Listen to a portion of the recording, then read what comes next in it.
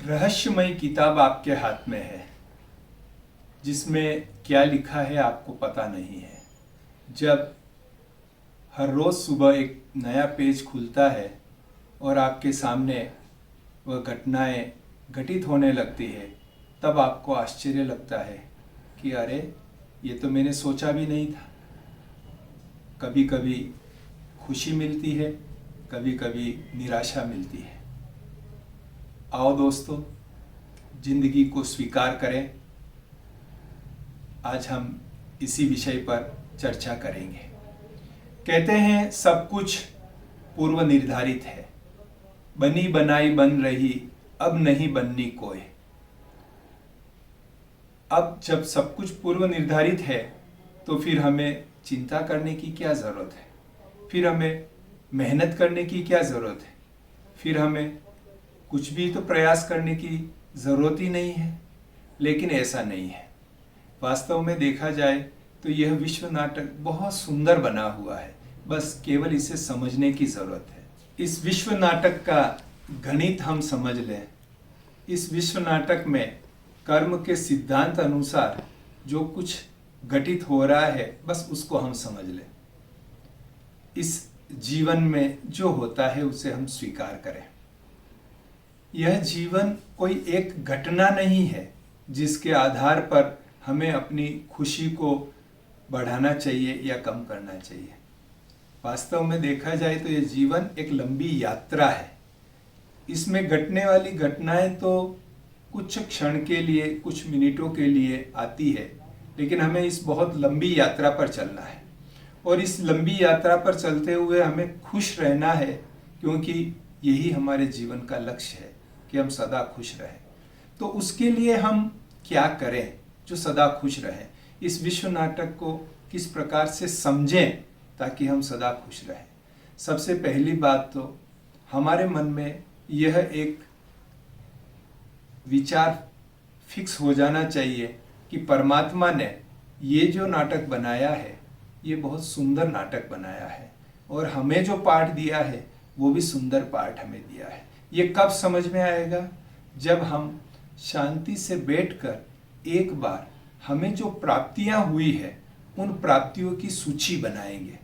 चाहे वो शारीरिक रूप से जो हमें अच्छा शरीर मिला है, तंदुरुस्त शरीर मिला है, स्वस्थ शरीर मिला है, सुंदर शरीर मिला है, आवाज़ मिली है, सभी अंग काम कर रहे हैं, और न जाने कितनी प्राप्तियां हैं। अगर आप सूची बनाएंगे तो परमात्मा ने आपको कितनी चीज़ें बिल्कुल फ्री दी है।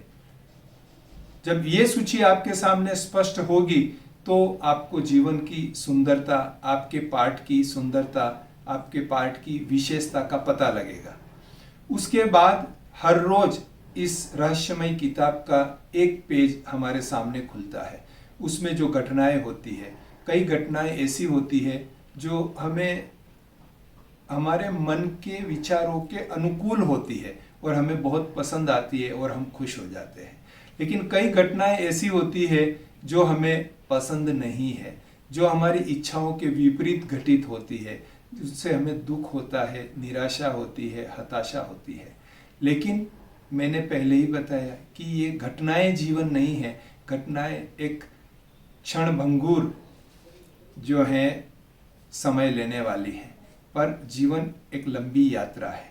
तो इन घटनाओं से हम सीखें कि यहाँ हमसे गलती कहाँ हुई, और उस गलती को महसूस करें और परिवर्तन करें। परिवर्तन के लिए शक्ति चाहिए, वह परमात्मा पिता से लें। और परिवर्तन ऐसी निराश करने वाली, हताश करने वाली घटनाओं से हम सीखें कि हमारे से गलती कहाँ हुई और उसे बदलने का प्रयास करें। लेकिन जिद्दी नहीं हो जाए। अगर वो बदलनी होंगी तो हमारे प्रयासों से बदल जाएगी। अगर वो नहीं बदल रही हैं तो स्वीकार करें। वास्तव में देखा जाए तो इस जीवन में खुश रहने के लिए स्वीकार करने की आदत ये बहुत ज़रूरी है। जो चीज़ हो जाए उसे स्वीकार करें और आगे बढ़ें। अगर हमने उसे स्वीकार नहीं किया तो हमारा मन प्रश्नों से भर जाएगा। क्यों हुआ, कैसे हुआ, मेरे साथ ही किस लिए हुआ, ऐसा नहीं होना चाहिए था, उसने ऐसा क्यों किया, आदि कई प्रश्न की लंबी क्वेश्चंस की क्यू लग जाएगी जिनसे हमें मुक्त होना है। और इस विश्व नाटक का हमें लाभ लेना है। हमें जैसे बताया कि ये लंबी यात्रा है, इसलिए धीरज धरना है।